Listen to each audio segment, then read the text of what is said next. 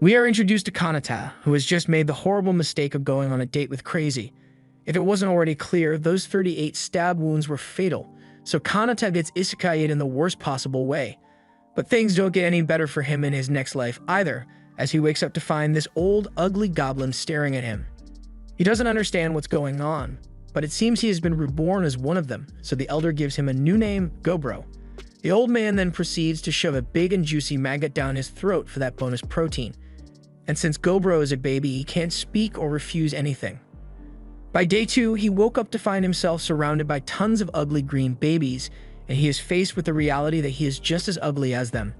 He comes to terms with the fact that he died and was reborn as this weak and helpless baby, so he spends the rest of the day crying over the loss of his beautiful human face. By day 3, he realizes that goblins seem to mature way faster than humans do, but that doesn't change the fact that he is still bald though. At least he is able to move and speak again now. So while it's not ideal, he chooses to make the best of the new life he has been given and heads out to face the world. On day 4, the now mostly grown goblins meet with the elder once more as he is holding a platter of maggots for them. He tells them he is done with taking care of them since they are freeloaders, so after today, they are on their own when it comes to finding food to eat.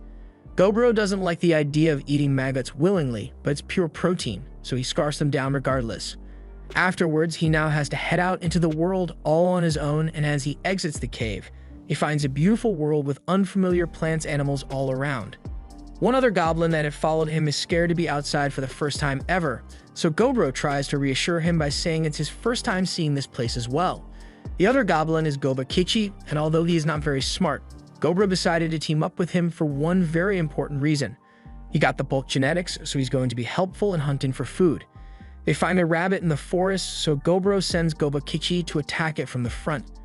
The rabbit runs away from him, but this was all part of the plan as Gobro had set himself up in a nearby tree, so as soon as the rabbit got within range, he leaps down from the tree and snaps the bunny's spine with that stick. This hunting strategy is really effective, but after the bunny has been caught, Gobakichi started getting a little greedy over the bunny, so Gobro had to smack some sense into him so he knows who's in charge here.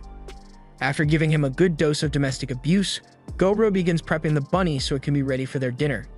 He snaps the rabbit's corn off, and after inspecting it, he figures he should be able to make a decent weapon out of this thing.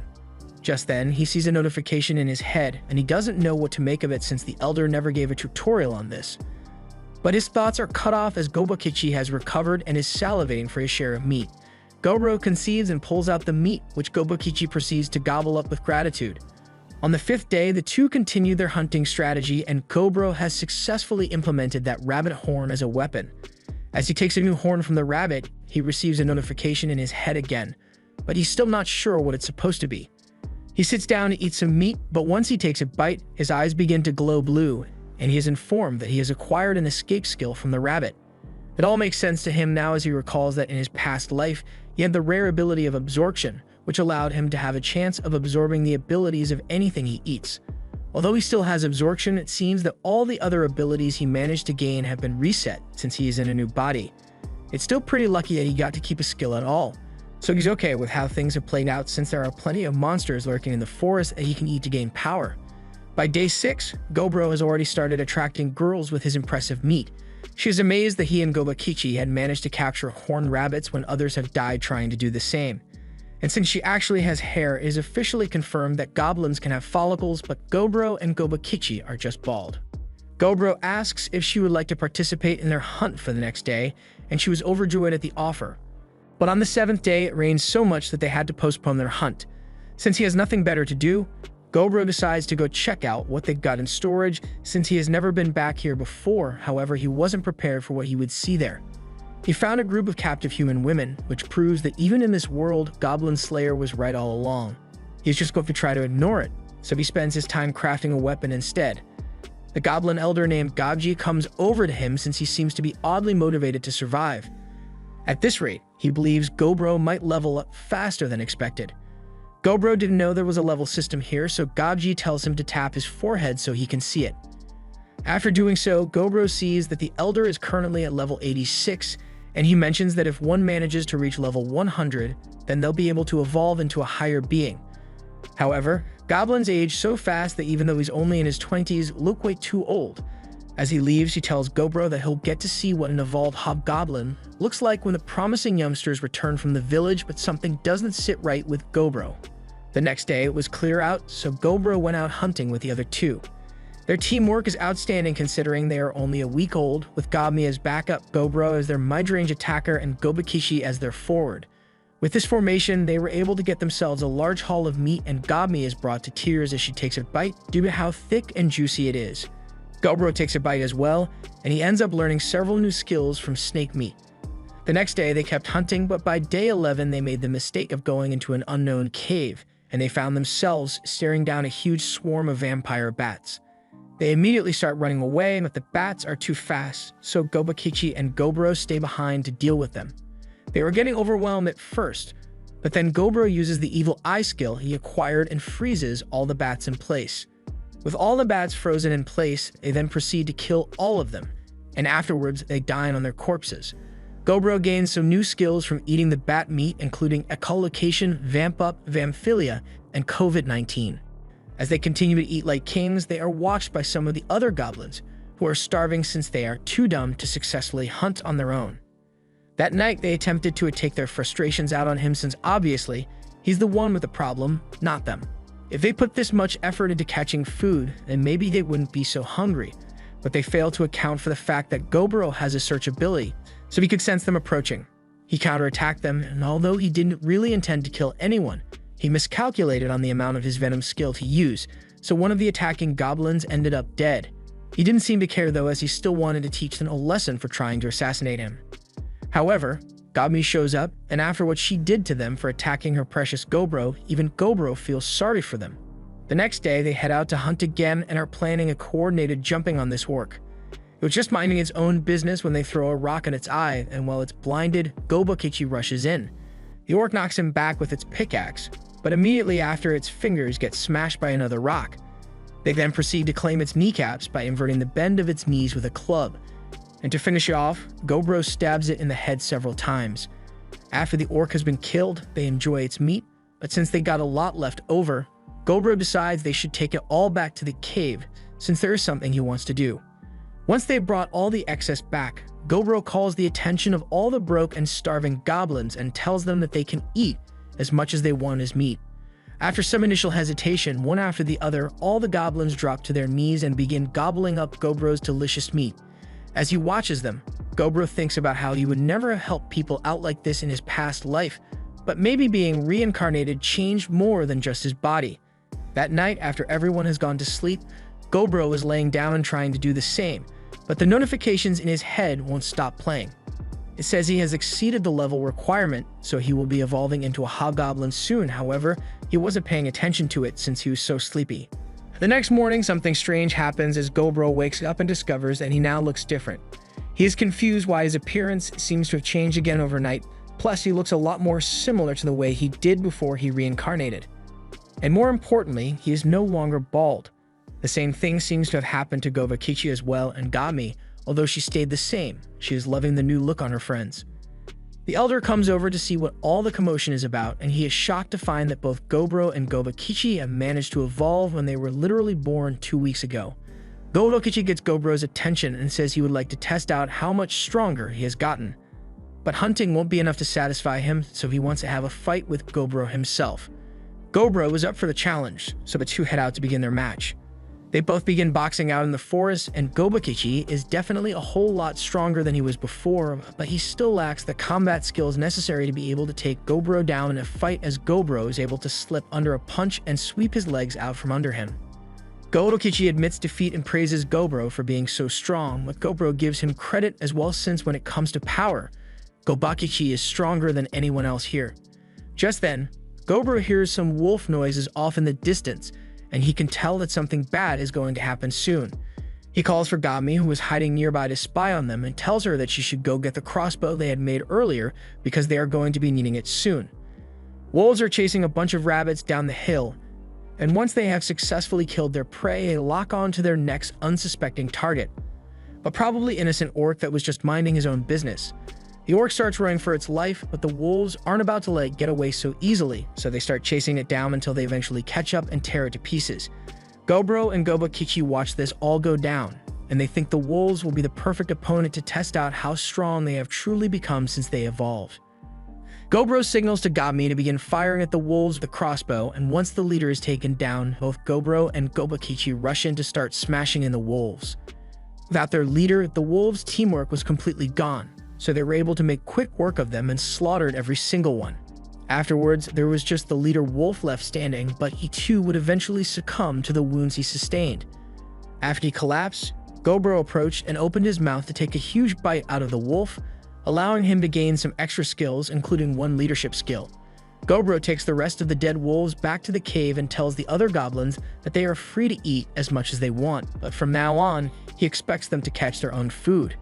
They don't have the confidence to accomplish something like that, so they all get down on their knees and beg Gobro to teach them how to hunt for themselves. He agrees to train them in the ways of hunting if they don't know how, and if they need weapons, he'll teach them how to make those as well. This gets everyone to like him a lot, so he is cemented in as the leader of the goblins.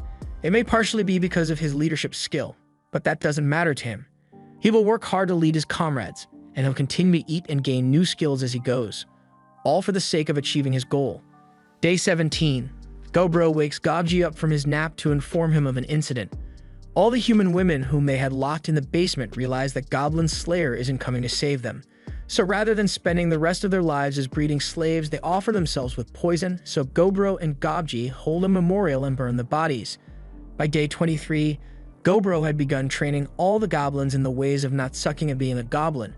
And while he was doing this, he also spent some time hunting and eating any and all monsters that would provide him with useful skills, so he has got quite the arsenal of skills at his disposal now.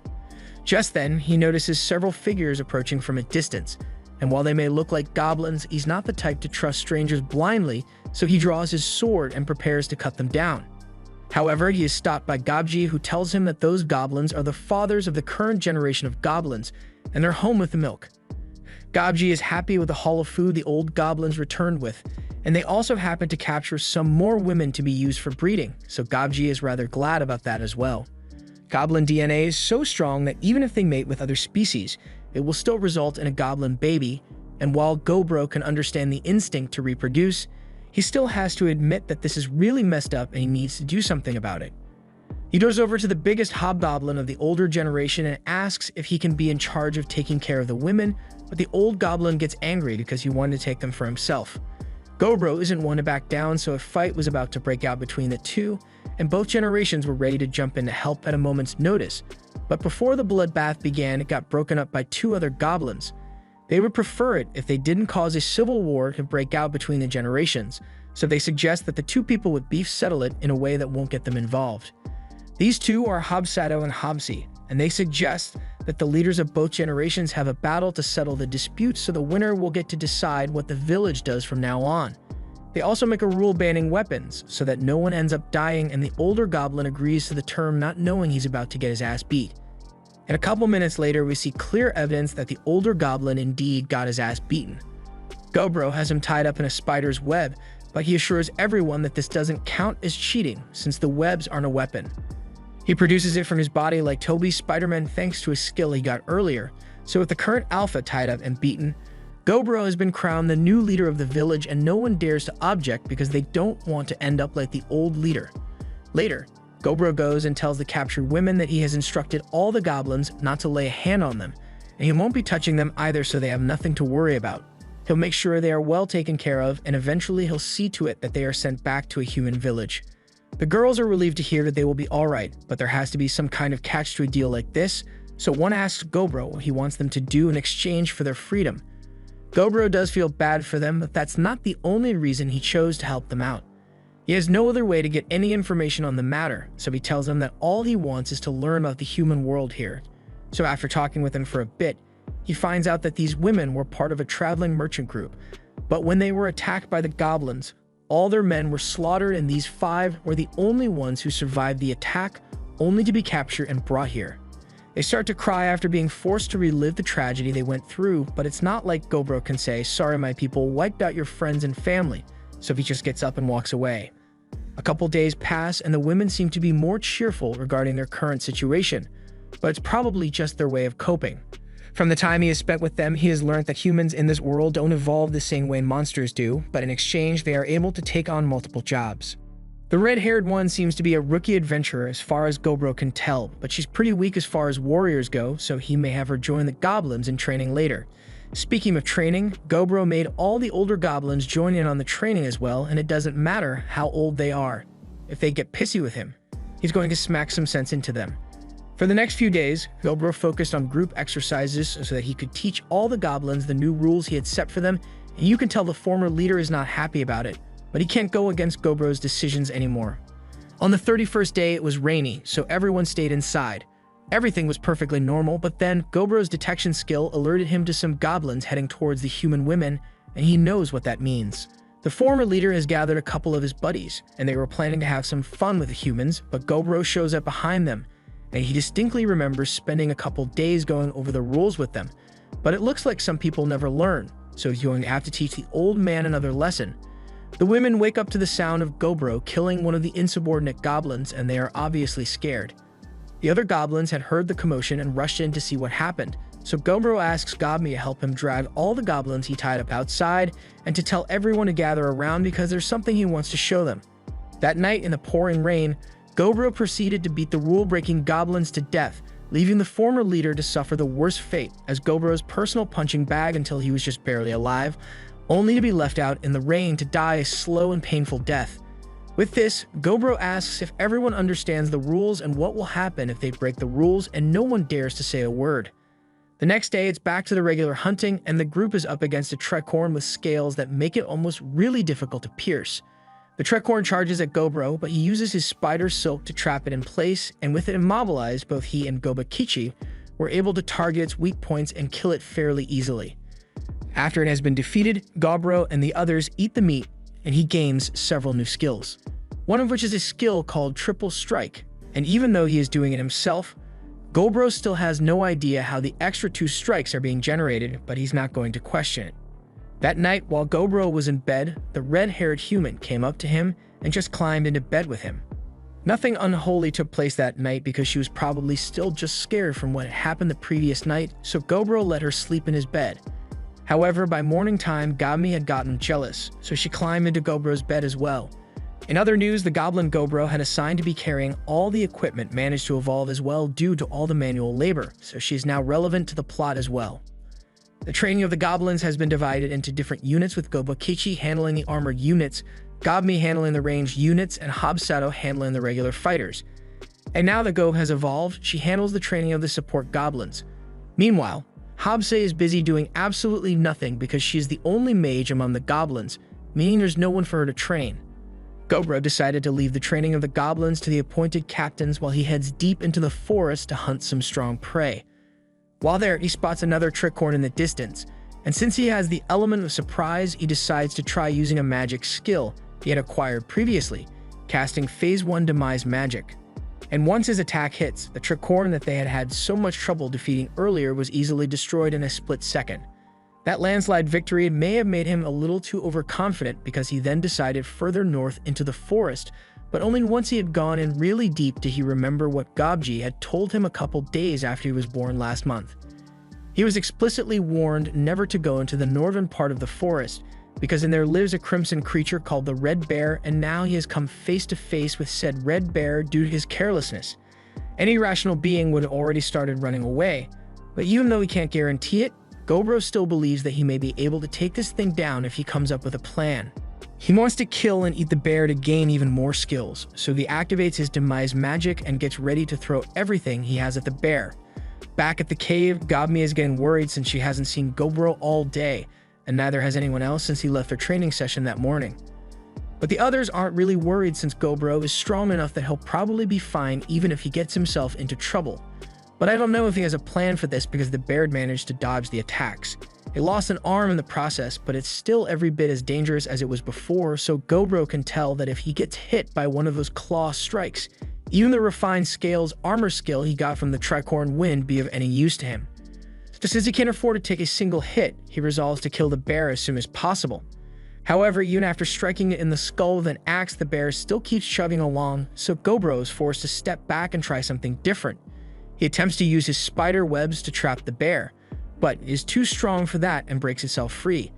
The bear then activates one of its own skills and launches a wave of fire at Gobro, which sets the whole forest ablaze. The bear begins walking away since it assumes there is no way Gobro survived that attack. But despite that blast of fire being around 2,000 degrees hot, Gobro still managed to survive, so after getting to cover, he begins healing his arm while he thinks about his situation. He has never heard of such a thing as a fire-breathing bear before, so it looks like in order to take this thing down, he is going to have to be willing to take some amount of damage. He heads back out as the bear is leaving and baits it into launching a fire blast at him once again. But this time, he has come up with a plan to counter it and uses water magic to block the inferno, while he continues to charge forward. The bear's body is too hard to pierce normally from the outside, but it's probably a different story when it comes to the inside of the bear's mouth, so Gobro stabs his sword through the bear's mouth, leading to a wound which he assumes will be fatal. However, he gets snapped out of his confident smirk when the bear smacks him across the forest and into a tree. Gobro managed to take an arm from the bear, slash it across the head and stab it through its mouth, but is still showing no signs of collapsing. However, after that one strike, Gobro is on the verge of death and will definitely croak if he takes another one of those hits. But that just makes it more exciting for him.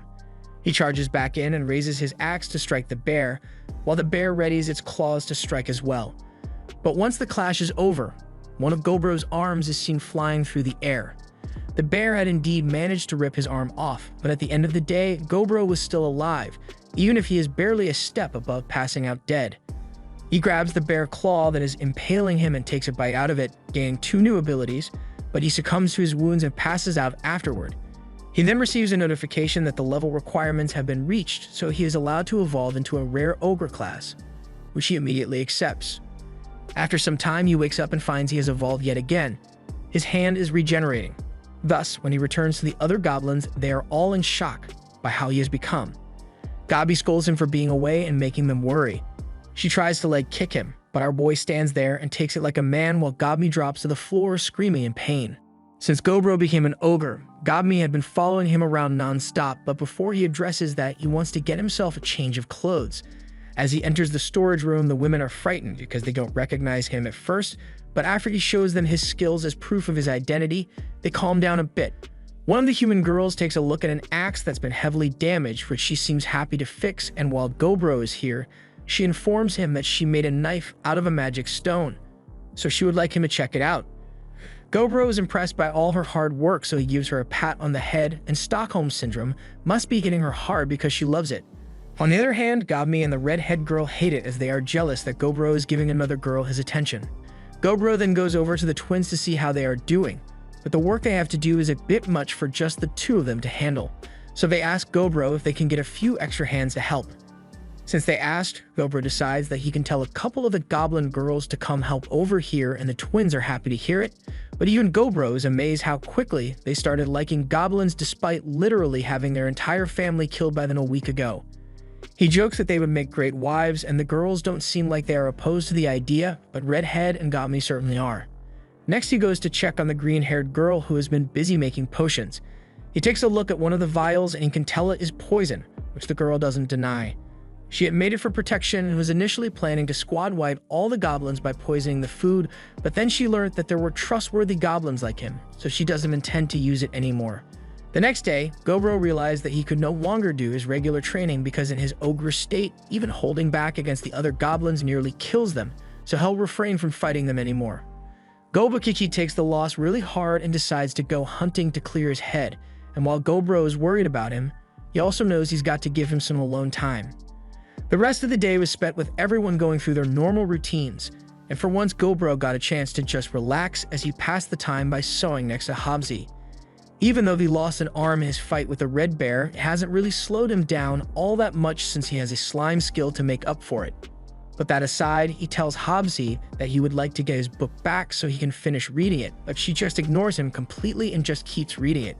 The next day, Gobro was casually eating lunch when Gob came running to him with an injured carbuncle in her arms. Gobro tries healing it first, but it has lost a lot of blood, so he says he'll have to ask the alchemist to make something to help her.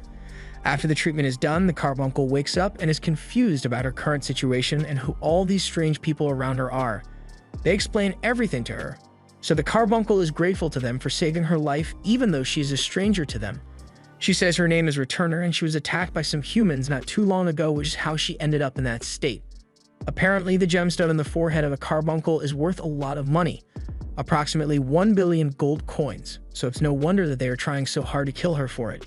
She asks Gobro to please help her chase away the adventurers that are after her because she is not going to live much longer. Returner is an artificial carbuncle created by a legendary wizard long ago with the purpose of guarding the treasure of said wizard. However, during the attack, the core that keeps her alive was heavily damaged, so there's no way she'll survive much longer at this rate. Her master held a major grudge against humans while he was alive, so even in death, he would rather let his legendary treasures go to a bunch of goblins rather than let humans get their grubby little mitts on them. So if Gobro helps her get rid of those adventurers, then she'll gladly hand over all the contents of the treasury to him. This is a golden opportunity, so Gobro's not going to let it slip through his fingers so easily. He calls for everyone to gather around and tells them all that they will be going to this treasury today to chase away some humans. He asks the blacksmith girl if she has the spirit stone knife she was talking about the other day, so she gives it to him. He doesn't normally use a knife, but he thinks it would be better than going in empty-handed if his goal is to intimidate them. The goblin squad all head into the treasury the carbuncle talked about, and once inside, Gobro asked Gobakichi and the others to hide first so he could try to negotiate with humans. He walked around looking for the adventurers on his own. But then those same adventurers cornered him out of nowhere.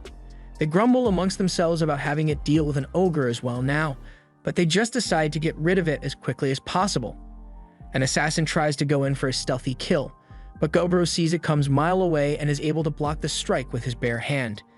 The adventurers are shocked that the assassin's concealment was seen through so easily, but then Gobro interrupts them and yells that they are in someone else's home right now, but they are trying to steal from it and even nearly killed its guardian. And on top of that, they don't seem to think there's anything wrong with what they are doing. But they are in luck today because Gobro is a nice guy and will give them a chance to spare themselves some pain. They start attacking him, but they are so weak that he can dodge their strikes effortlessly, so he still gives them the offer to turn around and walk away before things get ugly. Unfortunately, humans are known for their sudden lack of brain cells when thinking is necessary, so despite the fact that Gobro is very clearly out of their league, they keep attacking until he finally loses patience and is ready to crack some heads. It is finally starting to sink in for the adventurers that they shouldn't have messed with Gobro, but it's already too late to go back as Gobro uses his earth magic to trap them in place and calls for the others to begin jumping these guys. After they were done beating up the adventurers, they stripped them of everything they had on them and kicked them all out. So Gobro decides to eat all the loot and ends up gaining the skills of the items as well. He is now able to summon an item box that can store over 100,000 items in it. Since he has held up his end of the bargain, Returner leads Gobro and the others to the treasure room where her master took his final breaths amongst all of his cool stuff. This was the great wizard, Velvet, and Returner says he was quite well versed in conversing with the spirits, which is why he was able to gather such a large quantity of spirit stones. Her time has come to an end, so she once again thanks Gobro and the others for their help and disappears in his hand, leaving behind her head gem, which Gobro eats. They all take a moment of silence for Returner, but after that's fine, they start looting the place for anything that looks like it could be valuable, and his new item box came in handy with this part. But before they left, Gobro felt bad about leaving the body out in the open like this, so he decides it would be best if he burned it. And as he does so, the body turns to ash, leaving behind a gauntlet, which Gobro doesn't hesitate to put on. The gauntlet seems to be a legendary magic item, so once he equips it on his lost arm, it attaches itself to him and replaces his missing arm. The arm has some really cool features, including the ability to rotate as well as produce poison and strings. But most importantly, it can function like a regular hand as well. The next day, Gobro spent a lot of time assessing all the gear they got from the treasury, and considering it was collected by a legendary wizard, everything is top of the line in power, so the following day, Gobro distributed the magic items to the 15 hobgoblins among the group. He kept this vermilion spear as well as a legendary magic bracelet for himself, so in total, he now has 3 legendary magic items all to himself. On day 40, Gobro decided to hold a series of battles to determine the ranks among the different hobgoblins. The day after that, Gobro headed out early in the morning to go hunt some prey he has never fought before. First was the golden spider, which he took out in one punch, and after eating its meat, he received another skill that allows him to create golden threads. As he continues walking through the forest, he ends up under a tree that's bathed in light, and this is kind of a problem for him since this is the home of a species called dryads. They prey on the men of intelligent races and seduce them into becoming a nutrient supply. Goblin had told Gobro about them, and he personally wants to go out while being sucked dry by a dryad. But Gobro would never go for something so lecherous. Or at least that's what he tells himself, because the second a dryad appears and starts getting up close and personal, Gobro merely folds on the spot. He tries to think about this calmly, but then he remembers that he is still a virgin in this world, so all reason gets thrown out the window as Gobro activates his sacred skill, the Golden PP. The dryad is amazed by the length and girth of what she sees before her, and I can't get into detail, but a lot of stuff happened within the next 5 hours. And by the time they were done, the dryad was asking him to come back again soon for another round. Gobro then heads over to a nearby waterfall to wash himself off, but he was soon surrounded by a squad of lizardmen for no reason. So he killed them, along with everything else that tried to attack him. The next day, Gobro found out there were 2 goblins who had the ability to become mages, so he sent them to be trained under Habse. But he can't say he likes the look on her face when she thinks about getting to teach other goblins. In other news, all the girls in the cave are suddenly mad at Gobro, and he can't figure out why since none of them will tell him. He ends up going to the green-haired girl to ask for some advice since she seems to be the most level-headed person here.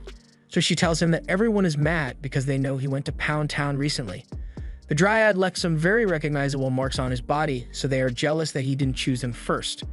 The green-haired girl feels the same way as well, but rather than take the jealous, silent treatment approach, she chooses to be a little more proactive with her feelings.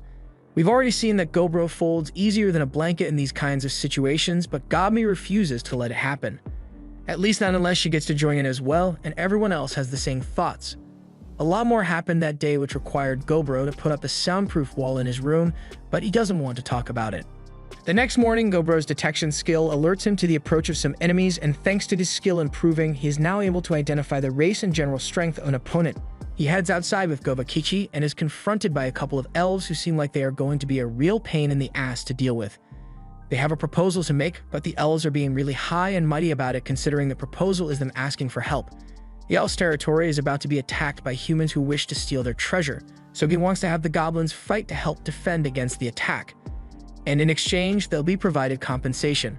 Goblin immediately thinks this is a good idea to help them since the compensation amounts to a couple of months' worth of food for the whole village. But while that may be true, Gobro still refuses the request regardless. The elves are shocked he would turn down what they thought was an unbeatable deal like this, but Gobro couldn't care less about their situation.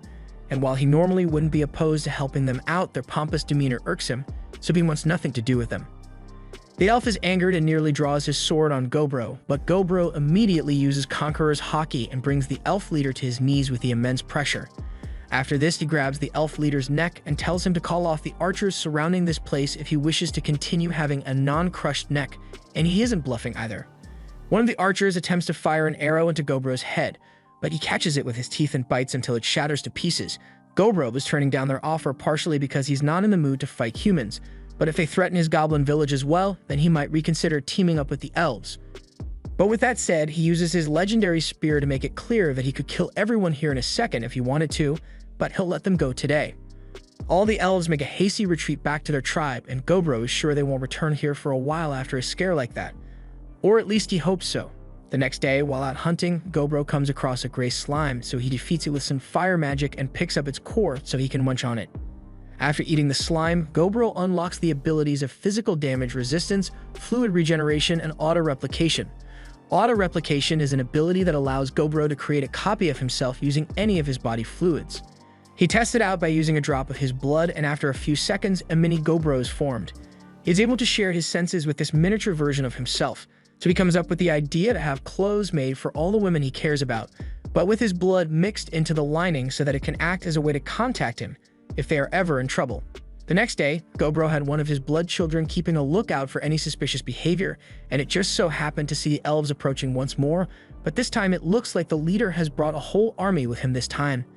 It seems like he didn't learn his lesson last time, so Gobro is done with mercy for now. As the elves approach the entrance of the cave, they are immediately immobilized by Gobro's roar, after which he steps out and uses his webs to tie all of them up. The prisoners are all brought inside, where Gobro gives the leader one last chance to make it out of this by asking him why he came back here. But the leader just keeps digging his grave deeper and declares that he will kill Gobro for wounding his pride. Some of the elf girls apologize for their leader's foolishness, since they tried to talk him out of coming here, but he refused to listen to them at all. Since it's not entirely the troops' fault that their leader is an idiot, he decides that they will fight one-on-one mock battles against the goblins here, and all the elves that win their battles will be spared.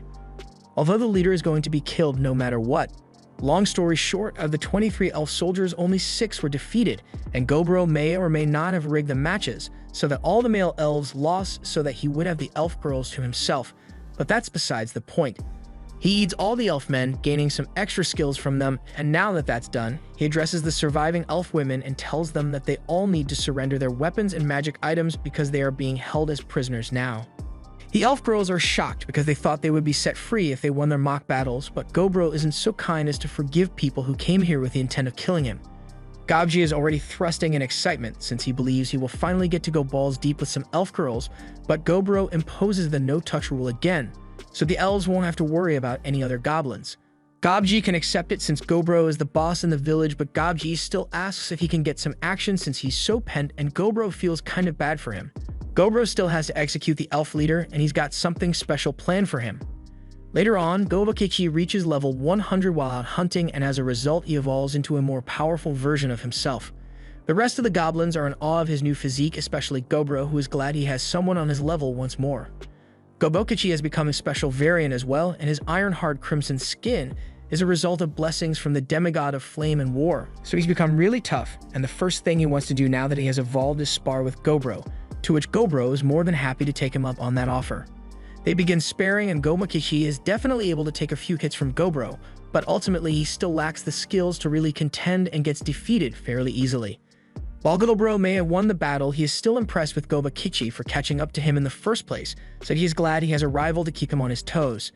Afterward, Gobro feels exhausted from all the fighting he had done with Gobakichi, so he takes a break in the cave. But he is then approached by a shadowy figure which apologizes for not being able to prepare more for him and gives him an unknown skill. Gobro wakes up from the encounter, and it turns out to have been a weird dream, but he is still left wondering what it could have meant. On day 51, Gog drags Gobro over so he can get a good look at all the progress the goblins have been making while he wasn't paying attention. Maybe it's because they felt left behind after Gobakichi became an ogre as well, with 4 more goblins have become hobgoblins. One has been assessed to have enough talent to become a mage, while another seems to have the talents necessary to become a cleric. This is Gobji, and he promises to do his best to help the goblin community as much as possible. And in other news, Habza got even hotter. She has evolved into a half-spell lord, but she's got some markings on her body which reminds Gobro of the marks he has, but they leave that discussion for later as Habzi is itching to test out how much extra power she has gained from her evolution. So they both head outside where Habzi casts a volley of flame spells which set the forest ablaze. The two ignore the forest fire they just started, and Habzi says she feels like she could cast another 20 spells just like that, but before she can cause any more collateral damage, Gobro says that's enough for today. With her being a half-spell lord, she isn't as strong as she would be as full-spell lord, but she is likely going to evolve into one next time. However, for now, to celebrate her evolution, Gobro presents her with some new legendary gear. The rate at which goblins have been evolving seems really high compared to how it normally goes, and Gobro is mostly certain that it's because of his influence on the way the goblins train, but even though the general population has grown stronger, there are still those who aren't able to keep up. Later on, Gobro and Gobakichi are returning from a successful hunt when they run into a group of the older generation goblins, and they say they have had enough of living in the goblin village since they are the older ones, but all the goblins that are 2 months old are getting stronger than them. And on top of that, Gobro is the only one who ever gets laid, so they want to leave and start something new for themselves.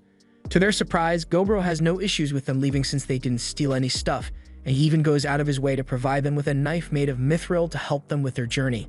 On another occasion, Gobro came across an orc that was dragging a human body home. The guy is already dead, so there's nothing Gobro could do to save him, so he kills the orc to avenge him. And while he may have a rule against killing humans unless absolutely necessary, he still takes a bite out of the dead guy to see what he gets. He manages to acquire a monster tamer skill from him. Later, Gobro is working on an idea to make earrings with his blood in them so he can communicate with others, so once they are completed, the earrings are implemented in training. Gobro talks to Gobmi through the earring, and she is amazed that she can actually hear him loud and clear. So with confirmation that the idea works, he made enough for all the goblins to use. As the day progressed, hunting went on as usual, and Gog seems to have gotten a lot stronger since she is now able to knock out a Tri-Horn in one blow. Since he is still in one piece, Gobro thinks this is a perfect subject to try out his new Monster Tamer skill on, and once he's done, a Tri-Horn is made into a loyal pet for Gami.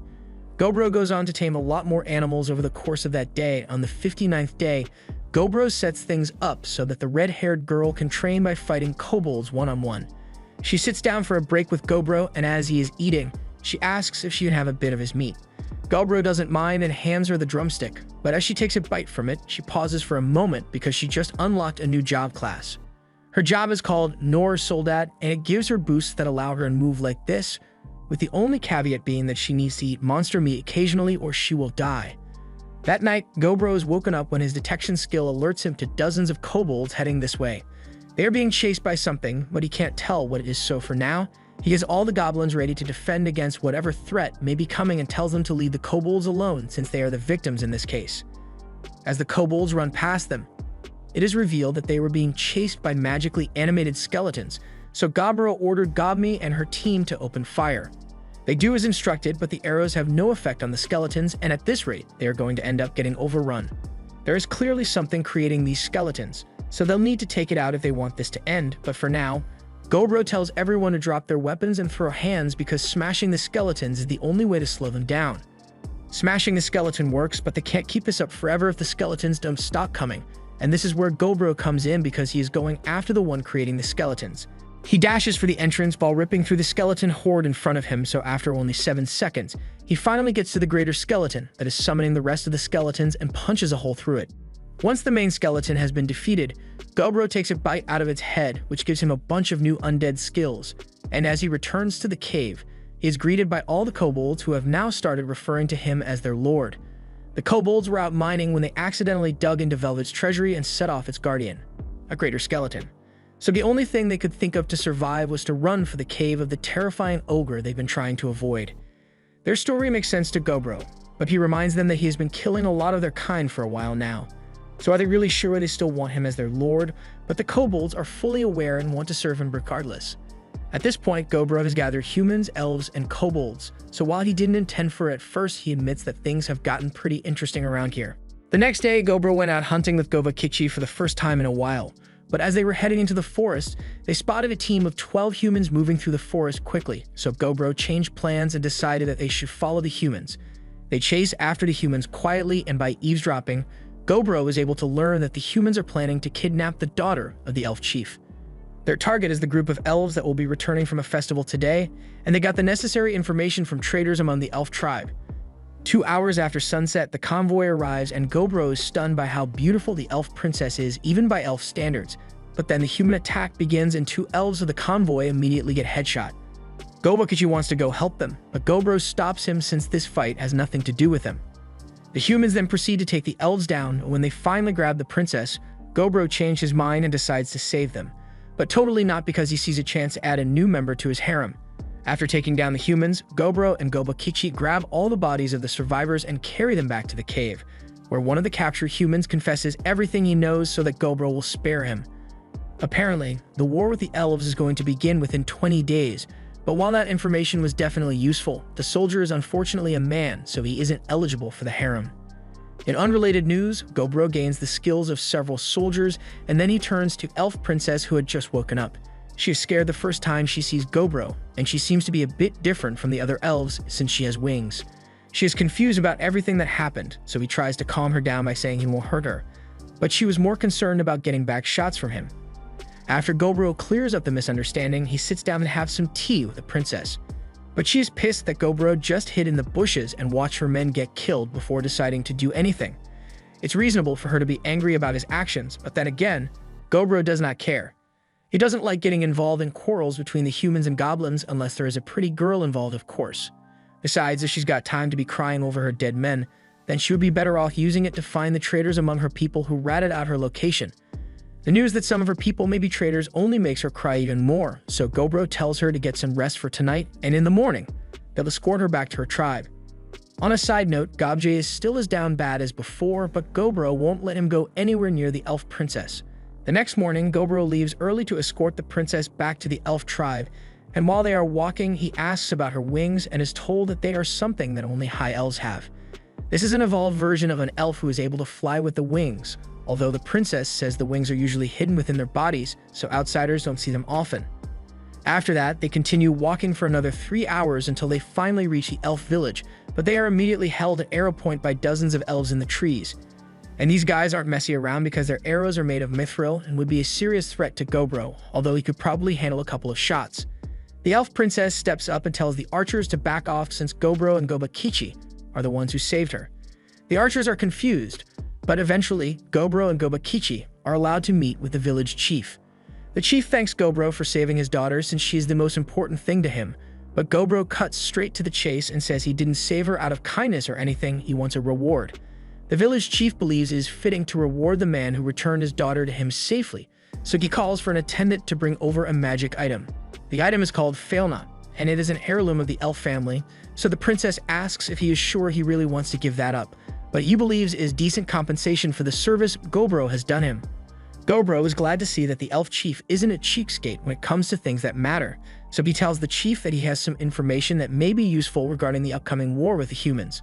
Upon hearing this, the chief realizes that this may be a mutually beneficial relationship he is going with Gobro, and as additional compensation, Gobro is given some mithril materials, some weapons, and 2 shovels, which probably do something special. After the deal was made, the chief says he has something he wants to ask Gobro about. It has been a long time since the elite troop of elves went out, and he hasn't heard back from them, so he was wondering if Gobro knew anything about that. Gobro knows who the chief is referring to, but since he already killed and eaten most of the team, he nervously laughs while denying any involvement with them. The chief has no reason to believe Gobro is lying, so he accepts what he says, but before they leave, he gives Gobro an extra gift. Several barrels of alcohol, and that was all Gobro needed to be willing to help them out if they are ever in trouble again. Back at the cave, Gobro is really enjoying the alcohol, so he intends to do everything in his power to stay on friendly terms with the elves. And the others are glad to see that he is happy, but Gobmi feels something off about herself today. By the next morning, Gobro gets out of bed and he tries waking Gobmi up, but he finds that she has evolved into a Damfer overnight. So after getting herself a new change of clothes, she's finally able to show off to Gobro. With her evolution, she is now able to create large amounts of ice, which is a useful ability, but she also needs to wear magic-blocking glasses because she also acquired an evil eye that makes others fight among themselves. In other news, Go became a half-Earth lord with abilities that allow her to manipulate Earth, spot weaknesses in Bedrock, and play Minecraft without a pickaxe. Hobsetto has also evolved, but in her case, she's become a half-blood lord, and as such, she is able to control blood and use it as a weapon. But Gobro is still a bit curious about how all the evolved hobgoblins have the same kinds of marks on their bodies that he does. And they all say they feel their power emanating from that spot, so Gobro wants to look into this further when he gets the chance. With all the new evolutions that have been happening, Gogji decides to rename them, so now Hobsetto will be known as Bloodsetto, Gobmi as Bami, Gob as Earth, and Hobsi as Spelsi. He also renames Gobakichi as Ograkichi and Gobro as Ogro. He doesn't really like the new name, but all that matters is that everyone knows who's who, so he leaves it at that. With the new evolutions, the chart of the most powerful races in the cave has been updated, and Dami is at the top of the list right now. Once the war with the humans begins, the elves will turn to Ogro for help, and when that time comes, having more subordinates at his disposal will allow him to engage in more tactical operations.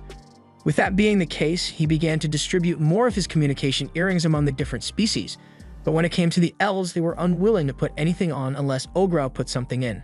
So for the rest of that night, the soundproof room was put to good use. With everyone now on board with the training, the size of the daily training group has grown rather large, so Ogro came up with an idea to have them all fighting in controlled matches with an undead he creates, so they all can gain some experience.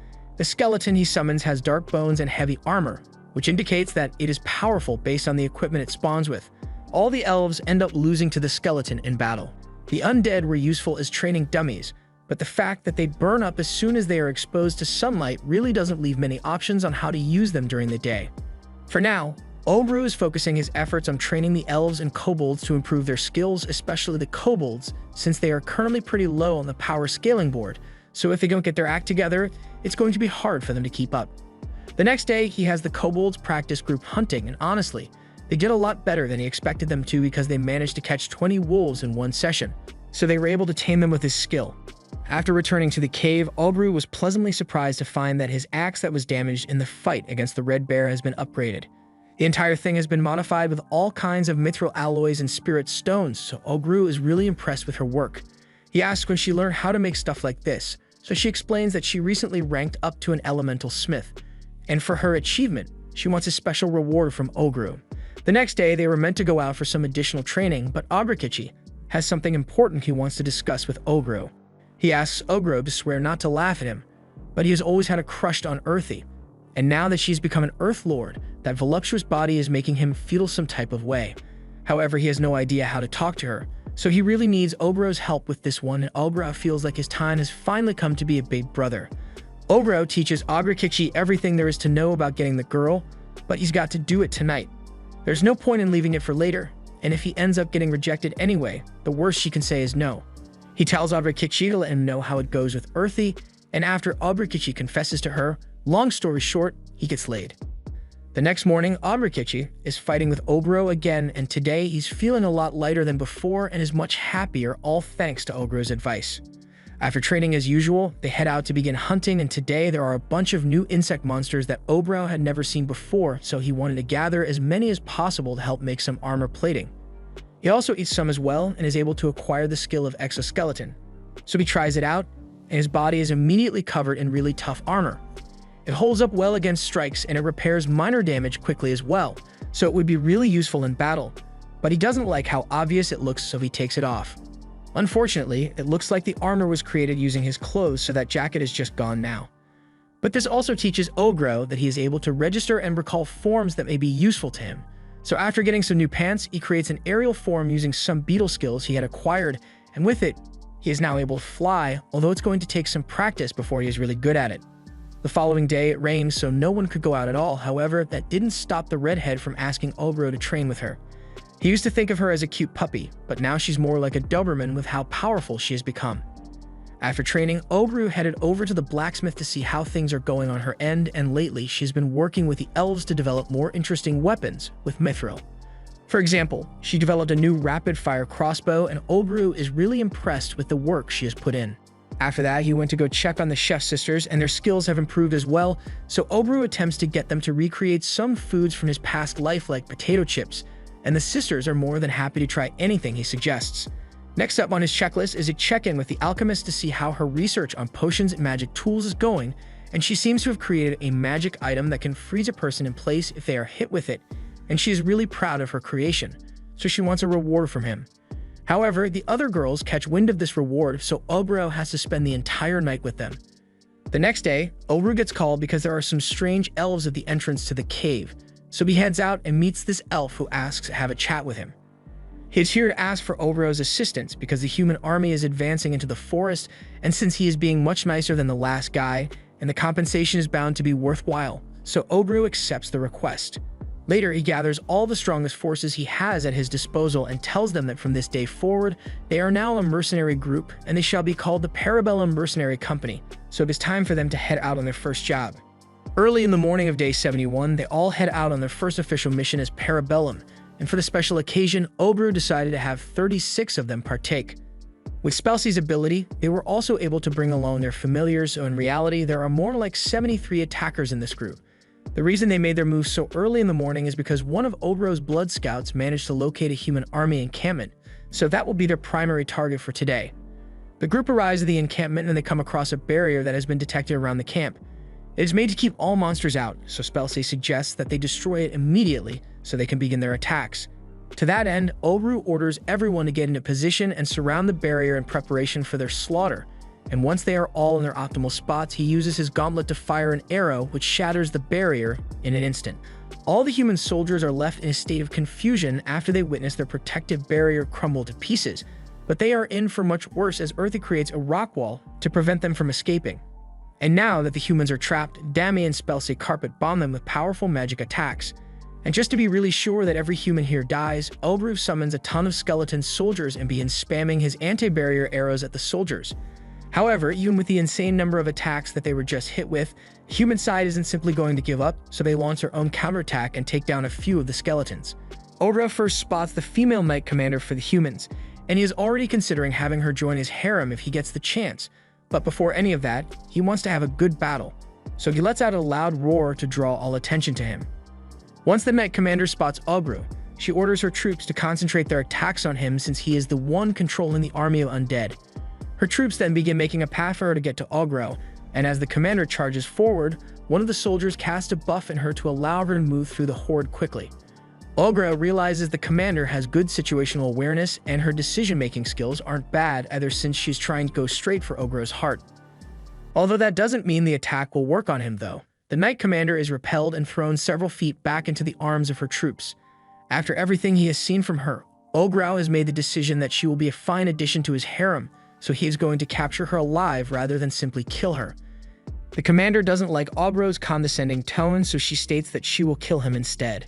Her fiery spirit just makes Ogru like her even more, so he now wants her even more. The commander realizes that there's no point in arguing with words over this, so she tells Ogru to do his worst, and if he manages to beat her, then she gives him permission to do whatever he wants with her. Ogru doesn't say anything more because he has already dismounted his bear to play 1 versus 1. Before he starts, he gives orders to his team to not kill the skilled members of the commander's special unit because they may be useful later on. They are free to kill or eat anyone else though. In the following minutes, a massacre of horrific proportions took place. It is already pretty much expected that no one will be able to compete with Aokichi in terms of strength, but then we see Dami using her bewitchment spell, and even she is scared by the power she possesses. One look at her eyes and all the soldiers become tier 3 simps who are willing to kill anything that moves for her, including themselves, and once a good number of the soldiers are already dead, Bloodsedo steps in and steals their blood to make weapons that will be used to kill even more soldiers, so the battle ended in a pretty one-sided victory. But back on Ogru's end, the commander's sword actually managed to touch him. It's an insignificant wound and it won't do much to help her win this battle, but it is still impressive to him that a human like her managed to touch him at all. Just then, the commander's mage executes the kamikaze option since this battle is an obvious loss, so he casts a Flame and Dragon spell which even Ogru would probably not be able to withstand if he took it head-on. The commander already knows this battle is hopeless, so she is prepared to let herself die if it means that Ogru will be taken down as well. However, as the spell approaches, Ogru pulls her out of the way and says he won't be letting her throw her life away. So he turns his back to the Flame and Dragon spell and casts several layers of shields in rapid succession with varying effects. It's not a perfect technique, but it was effective in neutralizing the dragon, so the results of this battle come out as an overwhelming victory for Parabellum. He is really proud of himself for managing to capture such a skilled swordswoman, so he's going to make sure to put her sword handling skills to good use later. Since they are done here, Ogru calls for everyone to get ready so they can head back to their cave, but not before Ogru has eaten all the human corpses and gained a ton of their skills. A while later, the elf chief shows up at Ogru's cave with the wine Ogru loves so much, and a party was held between the elves and goblins to celebrate the halting of the human army. Since his own troops were late to respond to the human forces, the chief decided it would be fitting to bring alcohol, so they can at least celebrate the victory. Ogru has no complaints since he gets to drink even more savory wine, but while the party was still going on, he went to the back of the cave to see how his prisoners are holding up. And the 2 women he brought back seemed to be just about ready to give in to him. He may have done a little bit of aphrodisiac drugging to make them more cooperative, but Ogru gave up things like morality a long time ago, so anything goes as long as he gets new additions to his harem. The Knight Commander tries to hold out by saying she's a noblewoman, so she would never allow herself to breed with an ogre, but from the look on her deputy's face, I don't think that stopped Ogru from doing his thing. By the next day, Ogru sat down with the Knight Commander and put one of his communication earrings on her, and with its effects, she wasn't able to lie to him at all, so he managed to gather a lot of really useful information about the human army. Not for his sake, but rather because the elf elder doesn't want to have to be relying on Ogru so often, since this is a problem that the elves ultimately need to deal with on their own. Which is why he offered to buy any information Ogru is able to get from his prisoners. He offers Ogru 10 more barrels of wine as payment, and Ogru can never say no to good wine. After acquiring the information from the Knight Commander, he relayed everything to the elf elder through his communication bracelet. He informs them that the humans are planning to ambush the elf village from 3 separate directions to overwhelm their forces. So on the day that the attack is meant to take place, Ogru and Aokichi got there early to lay out a bunch of traps, and then they just waited for the humans to arrive. As they spotted the 500 soldiers marching along the path, Ogru gave the signal for the road to block off with trees, and after that, the rest of the goblins proceed to roll boulders down on top of them, instantly cutting their numbers down to 300. And then Nemi's long range started their rain of arrows, which further diminished the number of soldiers till they were below 100. However, it was at this point that the commanding knight realized that they were at a disadvantage, so he ordered his surviving troops to build a wall with all the rocks and dead bodies they can find, and after hunkering down, they managed to fight back against the goblins until it became a stalemate. Ogru was impressed by the intelligence of the commanding knight, so he asks Akechi to charge down there himself and see if he can capture the commanding knight alive. Akechi charges down there and inside the makeshift fortress starts fighting with the knight commander. The knight gets knocked back, but even in the face of Akechi's overwhelming strength, he was still able to smile. Akechi tries to strike him down, but the knight ducks under and counters with a strike of his own, forcing Akechi to have to go on the defensive. Ogro has been watching this whole thing, and for once he actually seems to be interested in the ability of someone outside of adding them to his harem. Even if Akechi has instructions not to kill him, he still finds it impressive that human can hold out in a 1v1 against him. Although it doesn't last long since Akechi eventually knocks him out anyway.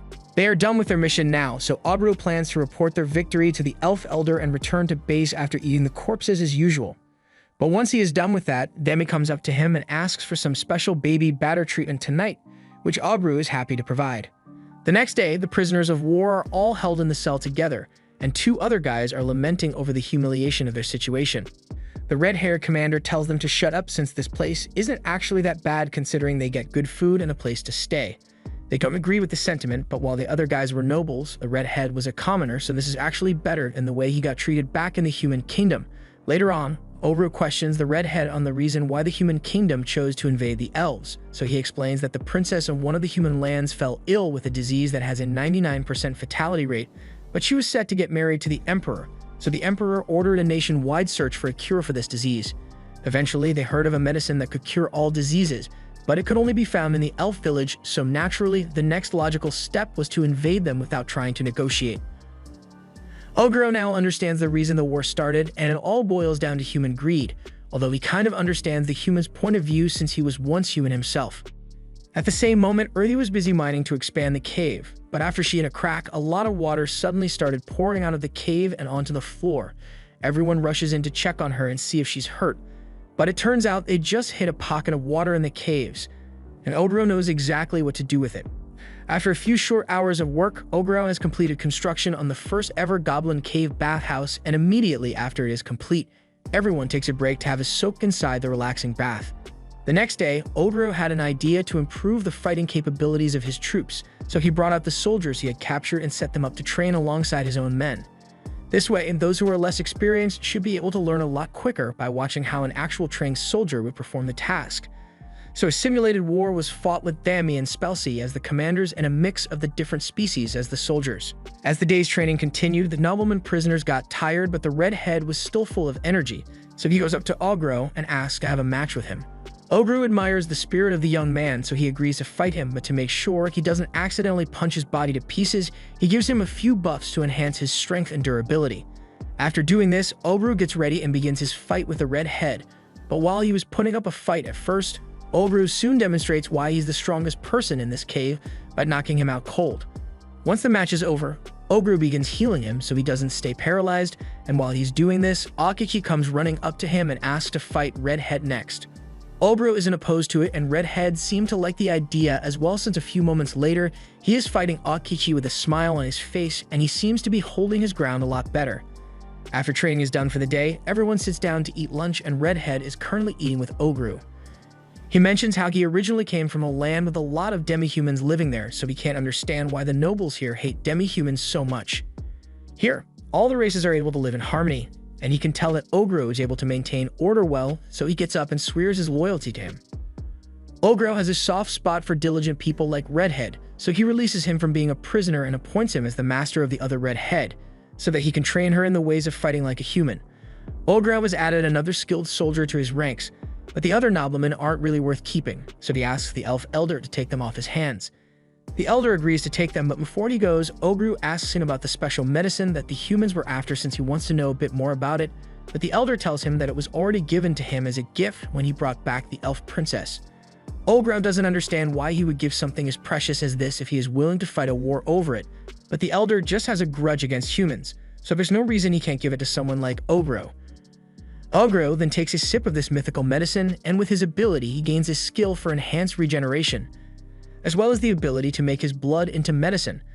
To test it out, he uses it on one of the injured commanders, and with a single drop, all his wounds are instantly healed, so Ogru is left wondering if there is really no limit to how powerful he can get. A few days after the second battle with the humans, Parabellum was ready for the next job, and Ogro had been practicing a new skill as he used his spear to smite the human general and have him join the Donut Society. And since it is his spear, he was able to use it to create countless spears within the human base camp, wiping out a large chunk of the army without even having to set foot there. And with most of the army already killed, it becomes quick work for the others to finish off the remaining soldiers, and once the bodies have been piled high, Ogru uses his slime ability to cover a wide area and begin to dissolve the corpses all at once. After today's overwhelming victory, Ogru was invited to celebrate with the elf village chief, so he heads over to the village along with the redhead and the female knight, but considering that a war is currently being fought with humans, the elves of the village don't take too kindly to having humans in their village. Redhead asks if it's really okay for them to be here with the current situation, but Ogro tells them not to be bothered since the village elder is a much more understanding man than the guys outside, so he won't have a problem with them. Just then, the village elder and his daughter come out and with some wine so the celebration can commence. They all sit together and the elder thanks Ogro for his help since it's all because of him that the human armies have been really cornered lately, but prolonging this war will bring him no satisfaction.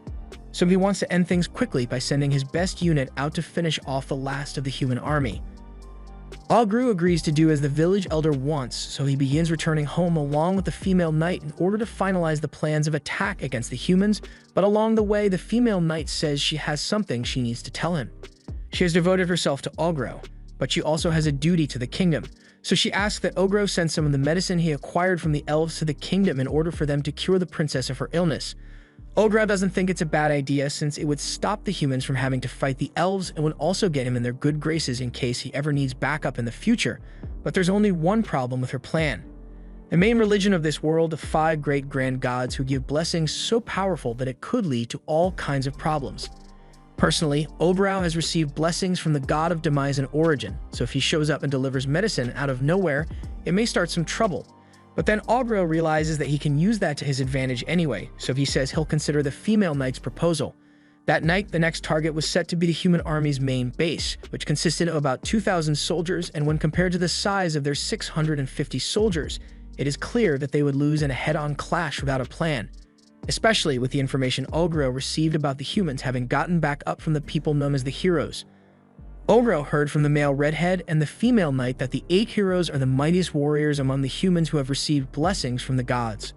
Their individual strengths are already impressive to begin with, but they also have the power to enhance the abilities of their allies as well, so it will make the battle with the final army really troublesome. But Ogro was just excited to gain some next powerful abilities after killing and eating them.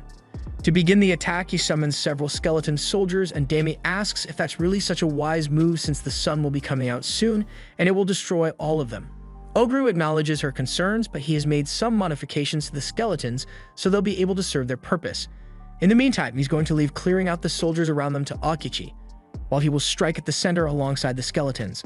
From the darkness, the army of skeletons emerges and descends upon the humans, and they are forced into an all-out clash with them. The humans do their best to just hold out until sunrise since they know the skeletons will be weakened by sunlight, but once the sun has risen and some of the skeletons begin to get destroyed, Ogru's modifications kick in and the skeletons are coated in Ogro's slime to prevent them from burning up. This puts the army in a bad position, and once they are sufficiently weakened, Ogru takes over and is ready to take out the remaining soldiers by himself. Meanwhile, the hero that got called in is being escorted to the base camp, and he's a little pissed that his vacation got interrupted by a war over a bottle of medicine, but he is at least glad that he gets to do something interesting since he has seen Ogro and he looks really strong. After Ogro finished charging up his move, he was able to use a mixture of blood and water to slash up all the soldiers in the area, but once that was done, he was feeling a bit hungry, so he took a break to eat one of the animal corpses. While he was eating, the hero calls out to him and politely asks if he can fight Ogro next if he's got some spare time. Ogru recognizes him from his appearance, and the bug hero Filippo is happy that he is famous enough to have been recognized, but he doesn't like the bug part of his title since it makes it sound like he is an actual bug, and it pisses him off. But does look like a bug though. The compound eyes on his face are proof of his blessing from the enchantress god, and Filippo is impressed that Ogro could tell that much just from looking at him, and he realizes that Ogro must be the same ogre that has been eradicating all the human armies lately. He isn't happy because all his vacation time was ruined because of it, but while he's throwing a tantrum, Ogru realizes that while Filippo may act like a child, he has a ton of battle experience based on the pressure he is emitting. Filippo mentions that he knows Ogru must have received a blessing from the gods as well, so he asks Ogru to tell him what kind it is. Ogru doesn't really want to divulge any secrets, so Filippo moves on and shows him some bugs he created through the use of his blessing and some necromancy. And after splashing it all over a bunch of the corpses, they begin to move. However, these moving corpses are different from zombies because they aren't affected by sunlight at all, and after a few moments the bugs begin modifying the corpses to become more bug-like, and once that's done, they all attack Ogru in unison and try to eat him. Filippo thinks he has won at first, but then he realizes that he doesn't hear the distinct sound of someone getting eaten by bugs, and that because Ogru is managing to fight his way out of the swarm. Filippo is greatly impressed by how many bug soldiers Ogru was able to destroy, but now he's going to be commanding them directly, so it'll be a lot tougher to defeat them now. Ogru is struggling a lot more, but he is still managing to stay alive, which really has Filippo's excitement at an all-time high since any normal ogre would have been dead by now. But he has had enough fun, so he's going to end things by calling in his ultimate weapon, a giant centipede. This catches Ogru off guard as he gets chomped down on and is unable to get free. Filippo explains that this is his bed's creation, Ulterm, and he usually uses it for special missions outside the country, but he thought it was fitting to call it in here. Right now, Ogru is being injected with tons of venom from the centipede, and normally even a little bit is enough to kill almost anything, so it is really impressive that he is still alive. After Ogru succumbs to the poison, Filippo has Ulterm bring him Ogru's body over and pets it for doing a good job, but now that Ogru is dead, Filippo sends him back to go terrorize the other country again. He then turns to dissect Ogru's corpse and figure out what special abilities he may have had, but he finds that Ogru is gone and narrowly dodges a sneak attack aimed at him. He is even more interested in Ogru now and asks how he managed to survive, yet Ogru still refuses to give up any secrets willingly. Filippo is a little disappointed that he can't use Ulterm again since it has already gone to the next country over, but he still has other special techniques that he can use to fight Ogru. But first, he wants to introduce himself properly. Unfortunately, Ogru doesn't give a damn about who he is and immediately starts blasting lightning at him so he can end this fight quickly. Ogru tries to slash his head open with his axe, but Filippo manages to stop it, and he is getting pretty frustrated with Ogru being so impatient because it forced him to skip to secret technique number 2 without explaining it at all. But since things have turned out like this, he's just going to go all out. He uses his tentacles to stab his puppets, and in doing so, he absorbs all their traits into his body, thereby transforming into a fully armored bug warrior, and Ogru is starting to get interested in him as well. He counters Filippo's attack and punches him into the sky, before throwing a lightning bolt which Filippo manages to dodge. He can't believe Ogru is still able to keep up with him in this form, even though he hasn't achieved an epic awakening yet. Ogru has never heard of this epic awakening thing, so he asks Filippo about it, but he doesn't feel like explaining anything after Ogru has been interrupting his monologues the entire fight. Ogru still wants to learn about it, so he intends to subdue Filippo and force him to spill the beans, but before that, he wants to even the playing field a bit, so he activates his own bug transformation to follow Filippo into the sky to attack him. While their fight goes on, Earthy has just finished taking out the last of the human soldiers, so their job here is done, but Thami has a bad feeling that something is wrong with Ogru, so she flies off to go look for him. Meanwhile, Ogru has just defeated Filippo, and he knows he has lost, so he intends to run away without an ounce of shame. Ogru tries to chase after him, but Filippo is able to move his bug suit to delay him a bit, and by the time Ogru has defeated it, Filippo is already long gone. Ogru is disappointed that he didn't get to finish Filippo off, but he swears that one day he will kill and eat him for sure. Just then, Thami finds him and flies into his arms, asking if he is alright, and Ogru says he is perfectly fine, so she is relieved. While Ogru was fighting Filippo, he sent one of his clones with his stealth ability to the main camp of the Empire, and he delivered the elf medicine to the commander there under the condition that the war on the elves be stopped immediately. And the commander seems to be a smart man because he immediately calls for everyone to withdraw and send a message home. After all, they have what they came here for. The reason Ogru decided to give them what they wanted was because if he had killed the main commander, who also happened to be a candidate for future emperor, then the kingdom would have put all their forces into obliterating the elves, and he wanted to avoid that outcome as much as possible. He doesn't want to lose any of the people that are precious to him. And as he runs into a couple of surviving human soldiers, he just tells them to go home because he doesn't intend to kill them for no reason now that the war is over. Besides, he has something much more important to do, and that is to give a proper burial to the 30 Parabellum members who lost their lives in today's battle. In this world, if you don't do proper burials for people who die, they may end up turning into zombies or ghosts, so after saying a prayer for them, everyone sends their wishes and hopes they rest in peace. This was the end of episode 7. Thanks for watching. Subscribe to not miss the next part.